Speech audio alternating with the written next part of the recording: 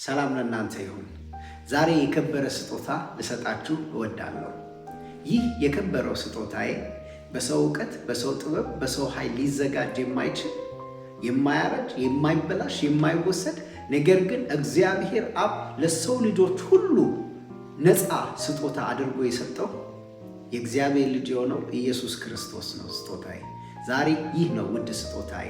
ኢየሱስ ክርስቶስን በማመን በእርሱ በኩል የዘላለምን ሕይወት እንድታገኙ የእግዚአብሔር ልጆች እንድትሆኑ ካላችሁበት ጨለማ ወጥታችሁ ወደሚደነቅ ብርሃን፣ ወደዚህ ደስታ፣ ወደዚህ ሰላም እንድትመጡ ኢየሱስ ክርስቶስን እጋብዛችኋለሁ። እኔም የዳንኩበት ነው፣ እኔም ያመለጥኩበት ነው፣ እኔም ነፃ የወጣሁበት ነው።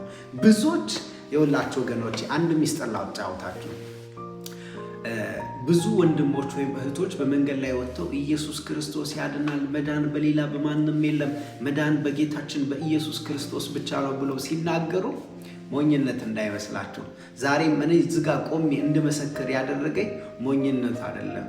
ልንገርህ፣ የተካፈልኩት ፍቅር ነው። ወይም ከኢየሱስ ክርስቶስ የተጋባብኝ ፍቅር ለዓለም ሁሉ ይህ ፍቅር እንዲሸታቸው፣ ይህንን ፍቅር እንዲቀምሱት፣ ይህንን ፍቅር ከኔ ጋር አብረው እንዲካፈሉ ከመፈለግ የተነሳ ነው። በውስጤ የገባብኝ ፍቅር ነው። ስለዚህ ዛሬም እናንተ ይህንን ፍቅር ወደ ሕይወታችሁ በመውሰድ ፍቅር የሆነውን ኢየሱስ ክርስቶስን የሕይወታችሁ ጌታ አድርጋችሁ በመሾም ነገም እናንተ ይህንን ፍቅር ለሌሎች ማካፈል አትፈልጉም?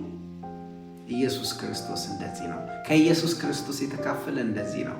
በውስጣችን ኢየሱስ ክርስቶስ ሲናገር እንደዚህ አለ፣ ከእኔ የሚሰጥሽ የሕይወት ውሃ አለ ወደ ውስጥም ወደ ውጭም የሚፈስ ነው ብሏል። ስለዚህ ይህ ከኢየሱስ የተቀበልነው ፍቅር እኛ ጋር ሲሞላ፣ እኛን ሲያረሰርስን ወደ ውጭ መፍሰስ ጀምሮ ነው።